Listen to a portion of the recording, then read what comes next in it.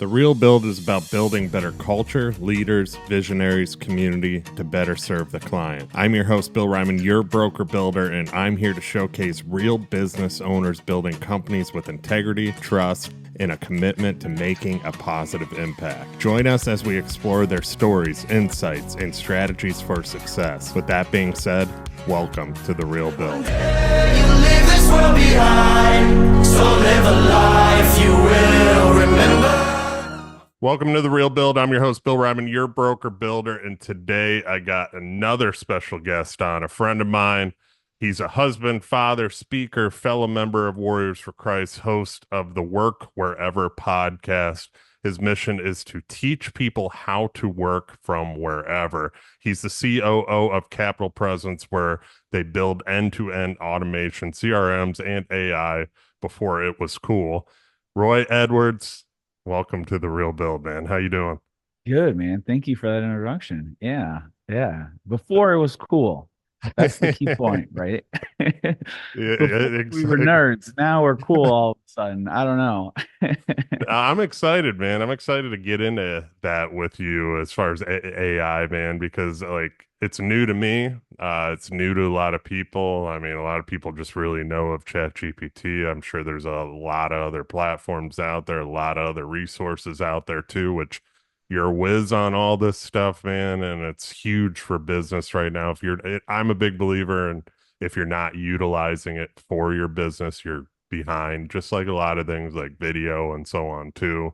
And I don't think there's a lot of guys in construction utilizing AI like they should. And there's a lot of cool stuff coming out that I've seen as well. So before we get into all that, let's hear about Roy Edwards. So who is Roy Edwards? Oh man, I hate that question. Who's Roy Edwards?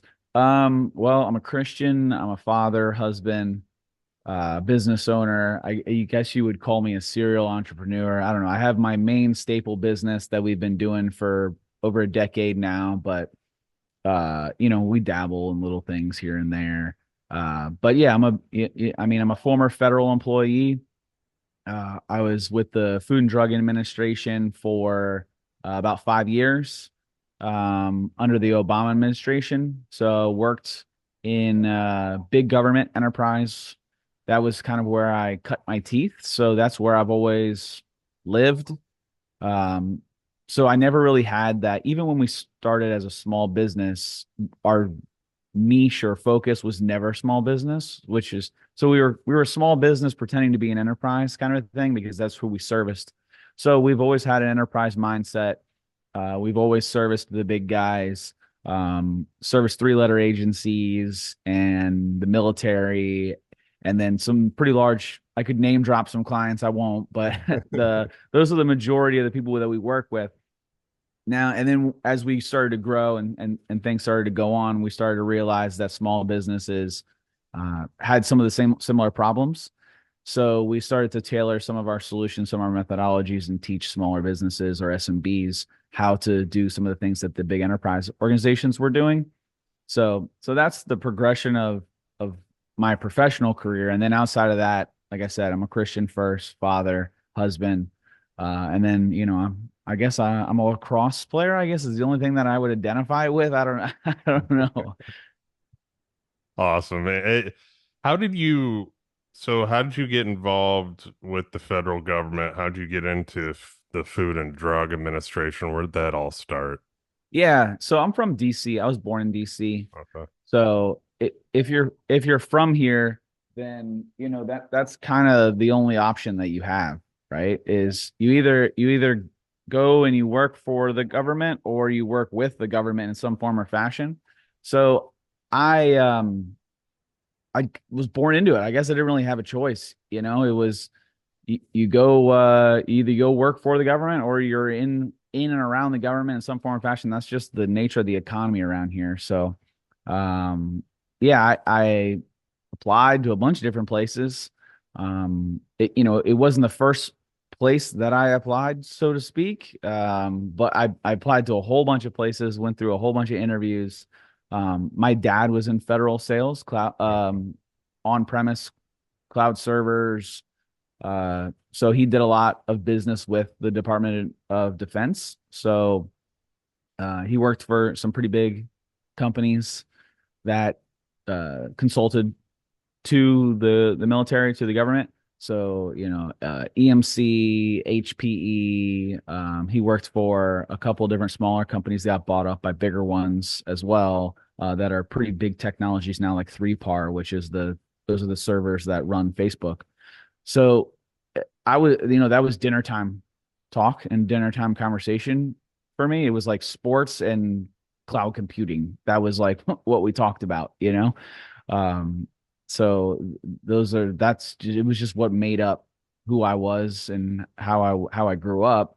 And then I always like to say that, so my dad worked from home through my whole life, at least as long as I can remember. I'm sure at some point he went into the office. I don't necessarily remember that about my father's career, but he always had a home office, so he was always there, coached, all of my sports teams, was always there for dinner.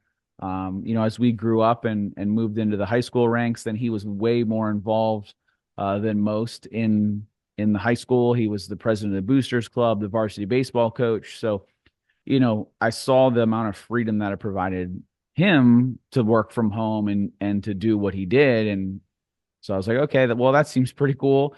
So that was kind of where the progression of my path went.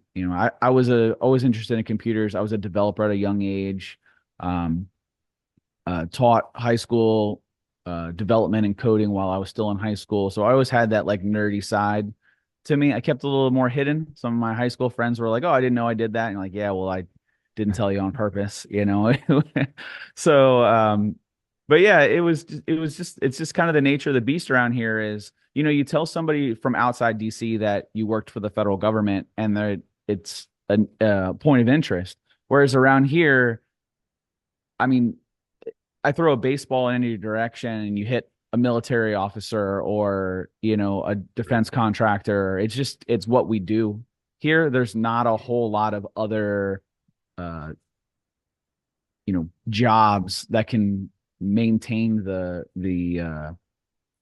living that you need in order to be and afford to live in Fairfax, Virginia. It's one of the, hardest places to live in terms of the cost of living. I think the four richest counties in the country are all right here in Northern Wow. Virginia. So it is expensive. The traffic is terrible. Um, so you kind of gotta, everybody around here just kind of sucks off the teat of the government. That's what you got to do in order to make it, or you leave. Right. So I'm a lifer. I was born here. I've stayed here. So it is what it is. But yeah, I mean, I learned a lot of lessons working for the Obama administration. I was at the Office of Generic Drugs during the Obama administration. So if anybody knows anything about the Office of Generic Drugs under Obama, that was when the Affordable Care Act, or Mhm. Obamacare, was released. So we went from a 100-person office to about a 600-person office in a span of like 18 months. So it was a huge scale. And during that time, I worked for Quality Management Systems, which was responsible for writing the standard operating procedures for the way that the off-generic drugs were going to track and capture the way that they do business so that they could scale to the oncoming flow of onboarding. So I wrote SOPs, or interviewed people to assist in the writing of SOPs, process mapped. And then I was in charge of a product called SharePoint, which helped with business process automation, document Well, storage, and retrieval. So I fell into it, right place, right time, I guess, and learned a whole lot, and then went contractor as I got to a point of knowledge to go help other agencies do the same thing. you are right. I've built a couple houses for people from your area. They're both government, Lockheed Martin. Yeah. So yeah, so they That's right. were. That's what it is. You're like, you walk in that. What do you do? You're either a military officer or you do business with the Yeah, government. yeah, That's what you are. yeah. It's funny that you were actually saying that. It's I love hearing like your background, your story, and everything too, because it's interesting to me, man. I grew up in construction. Like you talked about the dinner table conversations, right? And mine was construction, sports. Mhm. Talking about building, by hearing my dad, uh, complain sometimes about clients or or talk good about clients or different houses that he's doing and designs and stuff like that. That's where I grew up. And it was cool to hear that. The difference, was, and I want your take on this a little bit, you having a dad that worked from home versus my dad didn't. My dad was polar opposite. Like, you got to work, you got to go to work, you got to be there, you got to be out in the field and be present, stuff like that. And I'm more, building the business a different way to where I can have employees that are leaders and building it in a leadership fashion to where I can be more present for my son. Now that I have a 1 year old and we want more on the way. Obviously, you have 4 kids yourself, and it's I see, your perspective and where you're coming from, working at home, being able to be present, being able to coach your kids and have that presence. So talk about that a little bit, those differences there. It's okay, obviously, to be out and working, but you're automating things too to where people can be more present too, which we'll get into that a little bit with AI and your automation and everything too. But talk about that a little bit. Yeah, I think one of the biggest threats to this country is an absent parent at the dinner table. I think Amen. that a lot of the things, the lessons learned, the connections made within a family is having everyone present at the dinner table. And when you remove somebody from the dinner table, I think it does a lot of damage to the children and to the nucleus of the home. And I think the nucleus of the home is what drives this country. So having now, does that mean you have to work from home? Not necessarily. I believe that is the way that I am trying to protect the nucleus of the home, and that's the way that we see our organization and the services that we provide is so that every member can have that dinner time conversation with their children and family. Now, that could look other ways, right? I know that a lot of people who don't work from home, but they get up at like, 5 o'clock in the morning and they're home by 2:30, and that's fine too, right? Because you're protecting that special time with your family to sit around and break bread and have a meal and connect on a different level. So that's how I look at what it is that we do is protecting the nucleus of the home, protecting the family, making sure that you don't miss a baseball game. I equate it so much to the movie Hook, if you know the movie Hook, Hmm. and that opening scene where they're showing who is Peter Pan. We don't necessarily know that at that point, but Peter Pan has grown up. He works for some company. He's at work. He's, joking around with his buddies at work, and he's late to his son's baseball game, and he sends the guy to videotape the son's baseball game, and then Oh, he shows up and he's like, "I'll be there, I'll promise."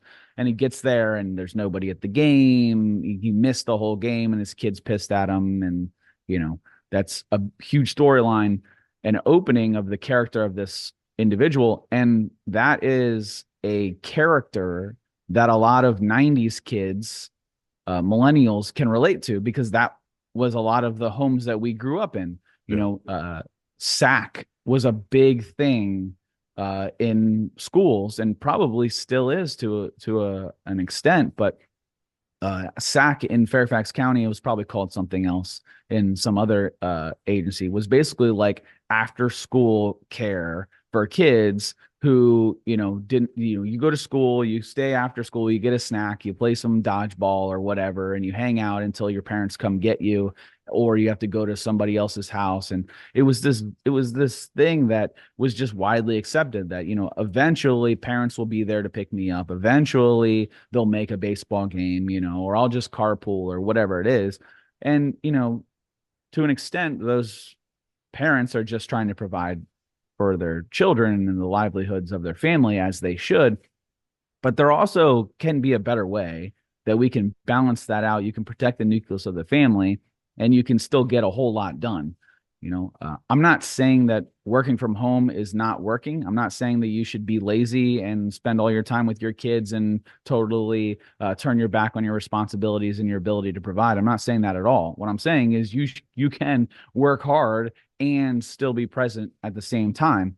My dad, he played college football. He played for Ole Miss. So I came from the same background. My dad was, my grandfather was military, World War II, and my dad um, raised me very much with a no nonsense, hard work mentality. And I've carried that into building the business that we have and the culture that we have. It's just we don't have an office. So I equate remote work to if you were to have multiple locations. So you build an enterprise organization and you have multiple locations. You have a San Francisco office, you have a Michigan office, you have a Florida office, you have a Virginia office, PA office. Okay. How are you running and managing that culture? Are you saying that the people who go to a different office than you are not working as hard as you because you can't see them? Okay. Now, what if all of those office locations have one person at them? And that's how you should look at managing a remote organization. They are not remote employees, so to speak. They are remote locations where you're expanding your organization. It should be looked at it the exact same way, but for whatever reason, when it's a one person location, as in their home, they're lazy. But if you had 3 or 4 people there, then that's a remote office and that's a good thing. So I don't know. I think there's a negative taboo against remote workers because, I'm in my sweatpants right now and I'm starting the day. But that doesn't change my work ethic or the amount of work that I can get done. I think we're headed towards a production-based economy more so than an hours punched economy. So it's about how much can you produce in a day, not necessarily how many hours or what's the time that you're punching. And I think remote work should be celebrated, but it's also to those who are looking for remote organizations or remote jobs, this is not a cakewalk, right? This is not Yeah. the easy life. In fact, remote workers work 10 hours a day on average, whereas in office workers are more so the 8 hours. So you're actually working longer hours. Uh, How do you track the production of that though? Because I think some of the arguments of remote work, obviously during COVID, there was a huge boom of that. Now it's Mhm. everybody's kind of getting back into the office, and a lot is said, that they're pulling people back into the office because not a lot was getting done. So how do you get past that and make sure that, okay, you're going to work from home. I want to make sure that there is actual production instead of you just playing with your kids all day or you just watching a soap opera because TV's boring during the day and Yeah. whatever it is, or you watching Netflix on your couch all day. How do you get around that? Yeah. So first, I think that the lack of production is a fallacy, and I think that the people bringing people back into the office because they're not as productive, I think is a lack of management. I think managers don't know how to manage multiple locations, and if you have a manager who doesn't understand or doesn't know how to manage their people when they're remote, then that's probably not the manager you want to step in to manage multiple locations or a region. So I think that is a managerial style. I think that you have a lot of baby boomers who grew up in a time when everyone was in the office. The managerial style was I need to be able to see you and smell you and understand that you are working for me to believe that you're being productive. And then when people are no longer in the office and I can't touch, see you, or jump into the office, then I perceive that you're not doing anything. So I think first that studies show that people are more productive from home and production has gone up over the last, since COVID. The last 4 years, production is extremely high. We're doing more business than ever. A lot of that is because automation and AI. But are you going to punish the worker because you're being more productive because technology has gotten better? I don't necessarily buy that. And then how do you maintain production? So I'm in IT, so it is a little different in the way that we build out our internal workings, but we use something called the Fibonacci sequence. So bear with me for a second. We might nerd out for a second. All The good. Fibonacci the Fibonacci sequence is a math-based approach to production. So you score everything that you do on the Fibonacci sequence. So uh, you have a one, which is essentially a simple task. Then you have a two, which is made up of two ones, a three, which is a one and a two, a five is a three and a two, and then it progresses thereon. So it goes 1, 2, 3, 5, 8, 13, 21. Those are the scorings. A 21 is an 8 and a 13 together. If you follow me, it's kind of like it looks like a seashell. And so we run in 2 week sprints. So that means we are tracking everything that happens in a 2 week period. And a 2 week period is made up of 21 points. And so on our DevOps board, we assign 21 points worth of work to every single member. And then we can check the progress. We have a daily stand-up call every morning. What are you working on today? What'd you work on yesterday? Do you have any roadblocks? Is there anything we should be aware of? And then after that 2 week period, we take a look at your points scored. And if we've completed everything that we said that we were going to complete, good. If we haven't, why? Is there a roadblock? Is there something going on? And we've experimented with 4-day work weeks. We've experimented with more people, less people, all kinds of different avenues throughout this remote work. But our production is going up. I mean, I'm track it every week. So it's like, okay, 4-day work week doesn't matter. We're still producing, because we've moved away from the hour-based economy. It's not how many hours you put in. It's about how much you're producing in terms of workload.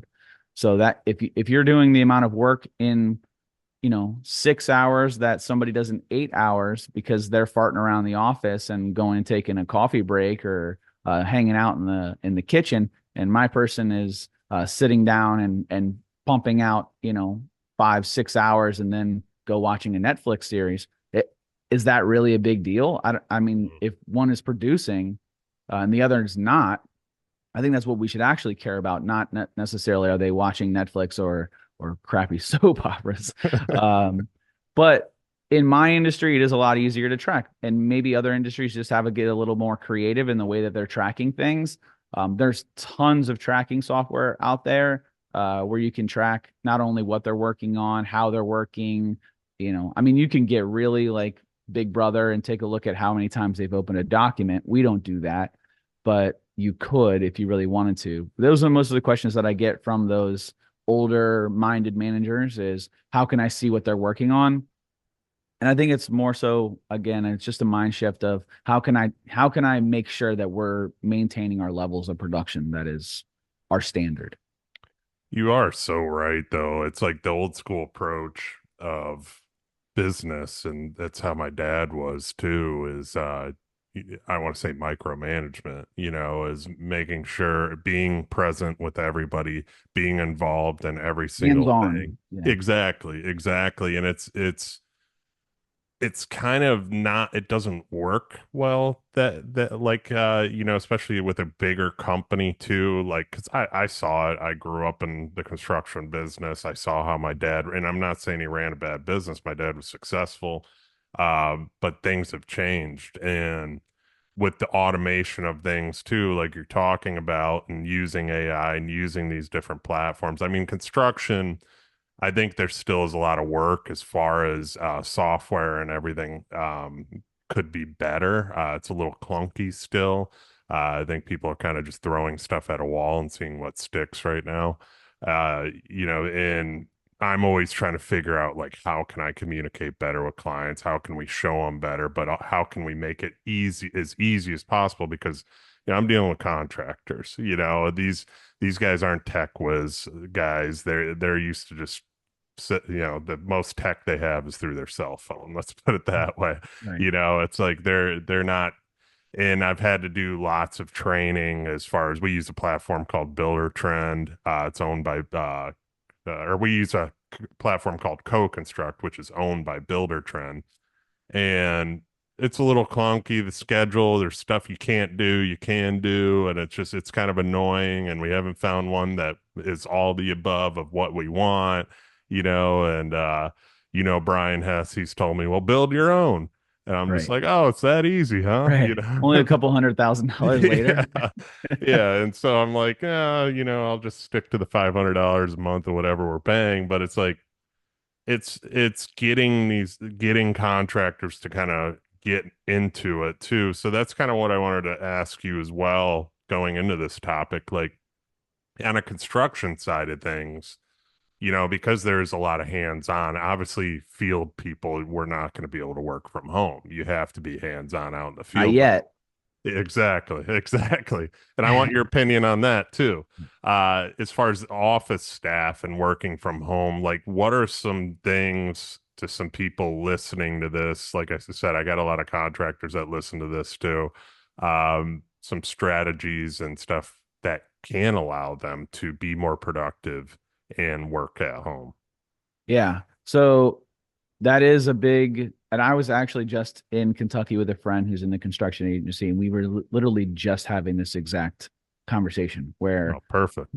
he was giving members in the office the ability to work from home, and then the field workers were looking at it like there was a two-level Hmm. kind of thing, and they're like, well, the in-office workers are lazy, they get to work from home, and we're out here every day. And but then there is that element, well, if it's raining and the job site closes, then the in-office workers still have to work. So is that creating an element? So I think that when you get just to baseline implementation of remote work, I think that it needs to be very clear what you're doing with your all of your employees. So you need to be clear in communication as to why you're doing something and how you're going to implement it. You can't just roll something out and say, eat our dog food, or, this is the way, right? It needs to be communicated with everybody within the organization as to why you're doing things and what you're doing.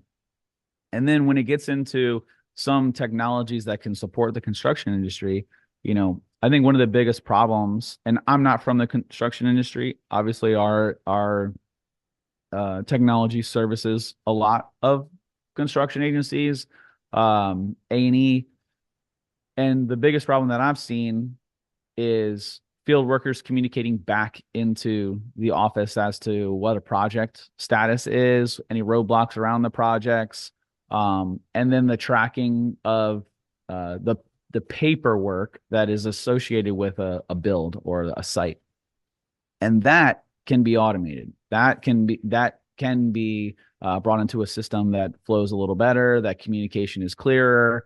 The project manager or the on-site, maybe he has multiple sites that he's overseeing, and how is he keeping all that straight? How is he communicating that back to the office to make sure that the office is understanding, are you on budget, are you over budget, where are you at, when do the walls go up? And because you're managing multiple subcontractors to ensure that things are hitting when they need to hit. So how are you tracking that? And now let's pause on that for a second and take a look at what we were just talking about, where we're saying, okay, well, remote workers are not as productive. Well, let's go back 50 years. You probably don't even have to go back that far, but let's just do it, right? Let's go back 50 years where all of that is pen and paper. So the project manager has to go back to the office, fill out some paperwork, and then hand it to somebody else who has to then wait for the person to get back to the office the next day because it's late in order to process a piece of paper, right? So maybe now you're able to do 1 to 2 job sites a day because there's so much paperwork. Okay, well, nowadays, if you're able to fill out a self-guided form, or maybe you're coached through filling out a form with artificial intelligence, it's still a human in the mix. I'm not saying that AI is filling out your forms. It's coaching you through this process. Maybe now you're able to get through 5, 10, 100 in a day, whereas maybe before you only get to 1 or 2. And that approval process doesn't have to wait for the next day or for Jim or Susan to get back into the office to physically wet sign because they went on vacation with their family. Now it's a push button. They're reviewing the document on their phones and they're able to hit approve.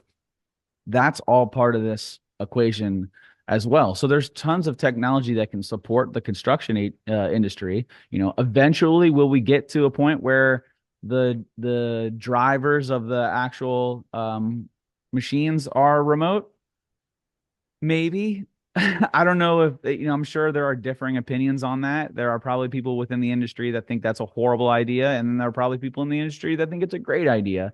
I will say that in the military, there is already the technology of self-driving drones, self-driving tanks, and there are operators at a remote location that can drive a vehicle, whatever that vehicle is, from a remote location. You walk in, you sit into the chair, you push the button, all the screens change to whatever that vehicle is that you're driving. Okay, now all the knobs are there. I turn this knob and it's going to turn the knob in the drone or whatever it is, right? And I'm flying it around as if I'm in the vehicle. And I think that could we get there with construction where you're sitting remotely? And I think the technology already exists, if I'm not mistaken, that there are people in remote locations where you're able to control a machine on a job site here. Okay, I'm done. Boop. All right, now I'm in a different machine at a different job site, hundreds of miles away. And so one single member can drive 10, 20 machines, whereas maybe that person is sitting at that job site or is done or whatever, but the production increased out of that resource. So I think that we could get there. I don't know if that's a good thing or a bad thing for the industry. I know that it's more productive, and I know that it's the technology is there to support it. I think that's going to be up to the industry to decide if that's something they actually want, though. I think there's a lot of positive to it. I think the automation and machinery, whether it's excavators and stuff like that, I think that's going to come sooner rather than. I mean, it's already there. I think it's going to pop up more and more. I mean, you're technically still employing somebody to operate the Right. machinery. They just can do it from their office at home, and which is pretty cool. And I'd love to do that. I'd love to sit on a joystick and just Yeah. excavate all day. That'd be a badass job right there. So I think that's coming too. I mean, there's a lot of things with building, especially with up north with modular homes, stuff like that, where they can piece homes together a lot quicker. Where I'm at, not so much because it's a lot more concrete work, structural work. I think you actually need the power of human beings right now where we are, just because there's so much into them. Will that be forever? I don't know. There's always some kind of automation where they can block up a house or whatever, but are they going to be able to drive pilings automated? Probably. Pour concrete automated? Probably. It's coming because, with AI and everything, there's a lot moving forward and moving forward fast.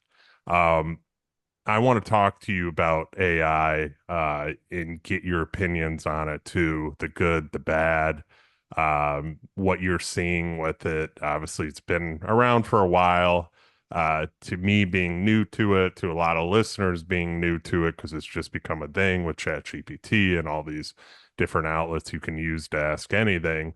I call ChatGPT Dr. ChatGPT a lot Right. because I like to ask it some questions about what's going on medically with my Right. dogs and Am I vet dying? yeah, veterinarian Dr. GPT too. But um I want your opinion on it because AI is such a big deal right now. So where do you see what's the good and the bad right now? Yeah. So the bad, I think the bad is there's a lot of people who are relying on artificial intelligence and ChatGPT or Copilot or Grok or whatever, name your favorite AI tool to make a decision for them. Hmm. Whereas let's go back 3 years ago. Whereas does AI still exist? Yes, of course. It's not as readily available to every individual, or we're not as reliant on it. But let's talk about just like Alexa. Okay, so if you were to go over to Alexa and you were to say, Alexa, what's the weather like today? And hopefully everybody's Alexa machine didn't just go off for them. But Mine's unplugged, thank right, God. okay, good. Yeah, it's spying on you. Um, but that's another conversation. Um, but let's just say you ask it a question and you say, who's the passing leader in the NFL? And it gives you the wrong answer. And you go, well, that's not necessarily true. Or you say, who's the best team in the NFL? And it said, I think Alexa is a Seahawks fan, I think is the way that they programmed it. And you say, well, that's, whatever. What do you know, Alexa? Right. Or you go onto the internet a couple of years before that, and you go on the internet and you go ask Jeeves, and you say, hey, Jeeves, what Forgot, is forgot this? about Jeeves. Yeah, you can't forget about Jeeves. He's the OG, right? That butler, asking a butler to Google things for you. So, you went on there and you asked it a question and it would give you an answer. And that answer was not necessarily correct. It was just what it had resource, what it had information to. And I think that we understood that when every new technology came out, that it wasn't necessarily going to be correct. But for whatever reason, when AI, these new ChatGPTs and everything like that got released, generally to the public, we've come to understand it as fact. And we said, well, it said this. Not understanding that the first waves of ChatGPT, with like ChatGPT 3 and 3.5, couldn't connect to the internet and was using data and information to the live internet. Couldn't connect post, I think it was September 2021. So we're looking at old data. So I went to my fantasy football draft this year and I said, I have the number 5 overall pick. Who should I draft? I did that too. Right. What you probably didn't realize, unless do you have a paid subscription or using the free subscription? I have the paid. Okay, so then your data is a little different. If you use the free subscription, then it would have said that Christian McCaffrey, you know, is a good draft pick to take in the top 5, maybe number 1 overall, but he is coming to a new team and we don't know what he's going to do. Okay, well, he's been on the 49ers for a few years now. So the data that it was spitting out was old data. I actually took a screenshot of that and I The sent it to my group paid the chat. paid one was old data too, because it was Was way, it? the rankings were way off. It's right. And we can look at that. And when it's our fantasy football team, we're like, no way is that right. Yeah. But for whatever reason, when it was our business, we looked at that and we were going, people were starting businesses based on what this technology was saying and trying to roll it out. And you had all these Instagram entrepreneurs that were like, this is the way. Look, I can start a business, write a business plan, do this, and then it can write all of my Instagram. I guarantee anyone who did that is out of business and broke right now. If you didn't trust it to draft your fantasy football team, then why would you trust it to run your business? So that's the bad, is that this is a research tool. This is a tool to be used as a member of the of your organization. It is not a replacement. It does not replace people. Anybody who used it and did mass layoffs is probably regretting that decision now a few years later. I know lots of people who fired and got rid of their marketing departments because of artificial intelligence, and then they come to realize that all of that copy that AI is reading, AI knows that AI read it, and your SEO rankings and everything like that plummeted because of it. And now you're dealing with, potential copyright, and you're in a mess right now, likely. So I think that's the bad. The good is what we've been talking about, where that same individual is able to get now more accomplished. That everybody has their own personal assistant. You can skim through documents a little bit quicker. You can get through information a little bit faster. You are able to get coached through certain things. It's an added research element. So as a developer, if I'm stuck, I can go to Copilot, or I can go, which is what we use, or we have our own bot that we developed, which is ChatGPT running on Azure, and we just trained it. And I can go to it and I can say, how do I do this?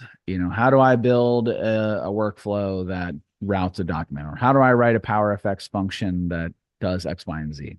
And it will give me an answer. Will that answer be correct? No, it will not. But it will get me thinking about the problem in a different way than me beating my head against the wall. I'm trying to force feed it crap. So it'll give me an answer and I'll take a look at it and I'll say, okay, let me try that. I still have to change it a little bit because it's saying insert this or do that or whatever. And so add it in. Okay, now I'm getting a new error. And so now I can progress down a different rabbit hole in order to find a solution. So I think that's the good, is it's opened our eyes and it's given us additional resources in order to get a job done quicker, better, faster. There's a really good use case that I found. It was during COVID. It was the Office of Unemployment. So the Office of Unemployment was able to process one applicant per day per member. So if you're following me, we have the administrative member, or the person who is processing the paperwork at the Office of Unemployment. They were able to process on average about one a day. So obviously during the pandemic, COVID, whatever you want to call it, there was a huge spike in unemployment. People are filing for unemployment. And so they're trying to get through the offices. So one a day per member is not going to cut it. And the federal government did not have the resources, the funding, the money to make the amount of hires to scale up, nor is the government, the way that they hire, built in a way that they can do that to get more paperwork through the door. So what they did is they implemented automation. So the automation was the first portion of this, where people could fill it out, it automated and routed through, caught a couple different errors. So the average human rate of error is, I think it's 10%, and the average rate of error for a bot is 2%. I might have those numbers wrong. I don't have them in front of me, but I'm pretty confident that that is the error rate. So by using automation, you're going to become more production. You're going to catch errors a lot sooner. And so they were processing that paperwork. It was going through. And now that person who was able to process one a day was now able to process 10 a day. So more people were getting through the system. Step two, or phase two of this approach, they implemented artificial intelligence. And so artificial intelligence was with the applicant, and it was coaching them on the best way to fill out the paperwork, because a lot of the reasons why the paperwork were only getting processed 1 or 10 times a day is because the information was incorrect, or the form was filled out wrong, or there was a administrative error that was mostly around the form being, if you don't know it, if you've ever done anything with the government or filled out a form, or if you guys are in construction, then of course you know the red tape associated with the government and getting forms pushed back 5 different times because you wrote you know 10/15 instead of October 15th or whatever they wanted you to do. Right now it came back. So the artificial intelligence coached them through and helped fill out the form for them. That then powered the automation, was able to process, and now they went from 10, which originally was 1, to 100 a day. So that's more productive. Now, is that person who is going through the applicants, are they working harder to get that 100? Maybe they're not working as hard. Maybe they can do that in 5 hours or 6 hours. Instead of it took them 8 hours or 10 hours to do one, but the production increased and the technology was there to support it. So I think that is what we're talking about when we're talking about artificial intelligence, automation implementation. That's the good of everything we're doing. Human is still in the loop. A human has to be involved. Yeah. I do not believe in removing humans. I think that artificial intelligence automation is there to support the human to become more productive. I think that's the good. The bad is being total reliant on this stuff is a very, very bad decision. So that's the good and the bad. I highly agree with you, especially on the statement, support the human to be more productive. And I wanted to ask you too, is how should people be using it? I mean, and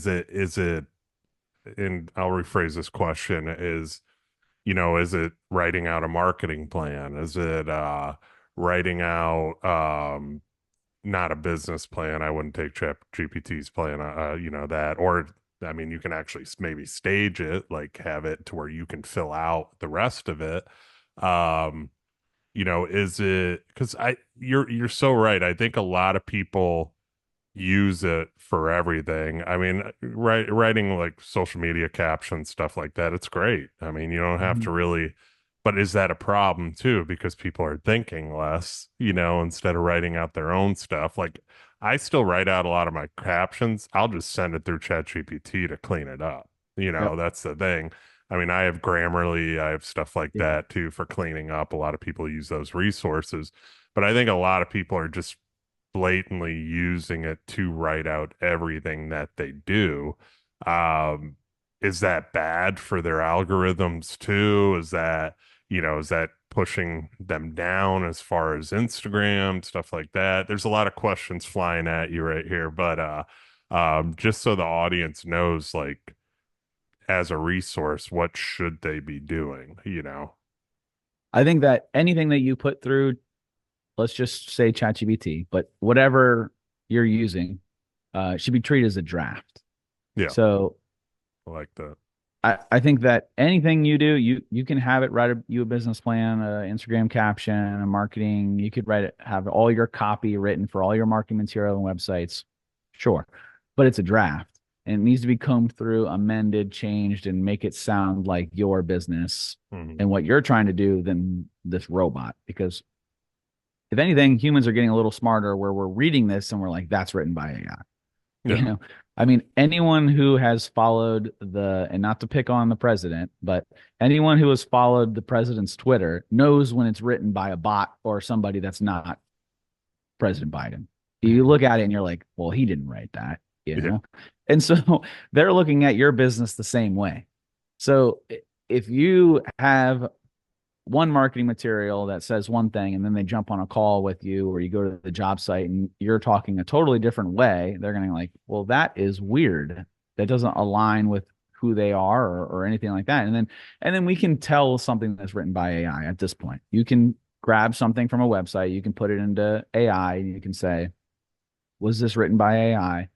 And most of the time the AI is able to detect that. There are certain detectors in the speech. There are certain words that are used. There are certain ways that the sentences are formatted, that it will be more easily detected as AI. Now, does that hurt you? I've heard that it does. I'm not in marketing, so I don't really know, but I have heard that it does hurt you. I know that certain social medias have even gotten to the point where they don't want those uh, feeders that are auto posters or whatever that can hurt you. hmm, So I think that as AI gets smarter and as these machine learning tools get smarter, so are the algorithms, and so there is going to be a balance to because ultimately these platforms want less bots and more people on them. Maybe look at what X or Twitter or what did, where they got rid of all those bot accounts. Well, a lot of those bot accounts were RSS feeds from multiple resources that were pumping out news articles and stuff like that. So get rid of the bots and make it a more human social media place, and that's what they want. They want humans on the platform, not bots. So I think that you are going to see that battle, but you should treat everything that comes out of ChatGPT or AI or whatever you want to call it, anything that comes out, that's a draft. And you need to make sure that you are taking the time to look at it. Now, typically, what I do is I'll ask it a question and to write me something. I'll take that, I'll paste it into a Word document. I too have Grammarly. I'll go through. Grammarly will clean it up and do its thing. And then I'll read it and I'll rewrite it in a way that sounds more like me. And then I'll use Grammarly again to clean up my nonsense.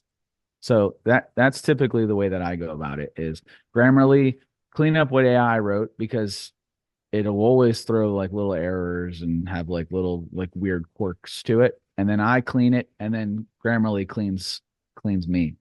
Um, but in our industry, it's probably a lot like yours. When we're going through like proposal writing and stuff like that, we have blue team. So our blue team is your identification, your information, your research. We have pink team. Pink team is a rough draft. We have red team. That's a red line of the rough draft. Then we have a white glove. The white gloves to make sure and go through that we're adding pictures and all whatever, right? Then we have green team where we're going through and we're going through the financials of it. Then we have a gold team, which is like an executive review of the document to make sure that there's no non-competes or that's not going to affect other uh, opportunities that we have. And then we submit. So I don't think we're at a place where you should just be asking ChatGPT to replace pink, red, white, gold. That would be a very dangerous way to go about it. Can you get through pink, red, white faster? Yes, but we're not at a point of replace. So anything that comes out of an AI should be treated as a draft at this point. yeah. I agree with you. I've had AI write me something, and it was sounded way too smart. And I'm like, this does not Right. sound like me. I mean, I'm not sitting here calling You're like, myself dumb, there's a but lot of I'm filler words and a lot of big words in yeah, here. I'm like, I don't talk like this. So I was like, yeah, this ain't gonna work. Let's go back to just writing myself and using Grammarly for the grammar to check. But I wanted to ask you too, obviously on the biblical side of things too. With AI, deep fakes, stuff like that, because I know your knowledge of the Bible. I love this podcast now because I can talk about whatever I want.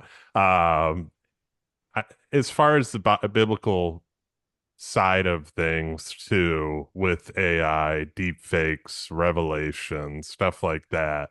I was going to bring up Revelations. Yeah, Yeah, yeah. You know where I'm going with I this do. is that part of being fulfilled into the body. Do you see that happening right now? I know we're going one direction to the next here, which hey, we can do what we want on this podcast. So let's That's talk right. about that to kind of wrap it up too with this. I do think that there's probably an element of that. Um, I read Revelations recently, and it scared the hell out of me with everything that is going on and the way that AI and robots. Now, obviously, Revelations doesn't name robots and it doesn't name Hmm. AI, but the way that it reads very similar to uh, some of the things that we're seeing. So I do think that there is probably an element of uh, prophecy fulfillment through artificial intelligence and the development of robots. That's probably fair to say. I'm not a biblical scholar. I'm just a Christian who grew up in a Christian household and has read the Bible a bunch of times. That's just this is one man's opinion. But I do believe that we are in the end of times. And now some people might hear that and say, well, that's the reason why we need to stop building robots and we need to stop doing this. If a prophecy is going to be fulfilled, it's going to be fulfilled. Hmm. We won't know when the end of times are. So, in fact, scripture says that you won't know when it's time. So, if we are in the end of days, like I believe that we are, and there's nothing that we can do to revert that. God's already won. We already know what's going to happen, and there's nothing human that we can do to stop it. This is God's plan. So, does that mean that we should be on the wrong side and push evil through? Absolutely not. But we can't stop revelations from happening. If you also look into Revelations, it also talks about famine. It talks about storms, natural disasters. It talks about a lot of the things that we're dealing with right now. And so the human side of us says, well, we need to take a look at climate change, or we need to look at this, or we need to look at that, or we need to look at genetically modified organisms to make sure that famine doesn't happen, or we need to make sure that plagues don't break out. And so yes, do we need to make sure that we're taking care of our humans? Absolutely. Does that mean that if we do enough that somehow we are going to stop the natural disasters and the famine and the disease that Revelations promises us? Absolutely not. It's coming either way. We can't even prolong it. It's not even something that maybe will push the end of days out a couple of years. That's not how this works, right? So, do I think that we're in the end of days? Absolutely, I do. And I think that if you read Revelations, that it's abundantly clear that we're in the end of times. Does that mean that it's tomorrow or next year or even in our lifetime? I don't know, and nobody ever will. When it's time and God comes down and Jesus comes in riding that horse, then we'll know. And until then, I think it's put God first, lean on Jesus for all things, and make sure that you're good with the big man so that when it does happen, you're in the right place. I agree. Get good now because I just had to bring that up because of the AI with the deep fake stuff like that. The Yeah, false, it talks about it's a false real prophet. concern, you know. False prophets are shown, people doing miraculous things, but people, due to social media, you see a lot of fake content now that isn't Mhm. real, but it looks real, and it's only getting more and more realistic the more powerful AI gets. So it's very interesting. Revelation, I mean, it's a very, very deep, deep, deep chapter. of the Bible. I've watched stuff on it. I'm just interested in it because I have been for a while, and a lot of people avoid it because and I think a lot of preachers avoid it too because they don't want to scare people. They don't want to scare their church. Yeah. Well, Revelations can be looked at in two different ways. So Revelations is definitely a scary book. Anyone who's ever read it is, if you're not scared, then I don't know what to do for you. But it is a book of love because of the way that it ends. If you can get through the dragons and the fire and the famine and the death and the Antichrist, and at the end of it, you're reminded that God loves you, uh, Mhm. and cares for you and wants to save you. So the end of it ends on a high note, right? It's not like, and everything was burned and everyone died at the end, right? It is, you are reminded of God's love towards the end and really throughout Revelations. Now, there's been lots of, I think David Blaine at one point was called the Antichrist because of his magic tricks that were called, false miracles or whatever. Uh, President Obama was called the Antichrist by Trump, people. Trump, Trump was Hitler. called the Antichrist. Hitler has been called the Antichrist. I mean, we've had throughout history, so many people are saying, "There he is. That's him." You know, I I've seen things on the internet now that call Kamala the Antichrist because she's female, and the Antichrist is presented as a female in Revelations. I'm not calling Kamala the Antichrist. I'm not. We won't know. That's the point. The Antichrist in Revelations unites the world at first, and One of everyone the gets most behind it. liked people. Yeah. Right. So people are going to think that that person's a good person. No one's going to know that the Antichrist isn't going to show up and go, "Hey, everybody, I'm the Antichrist. Come on, come with me." That's not the way that's going to happen, right? You won't know.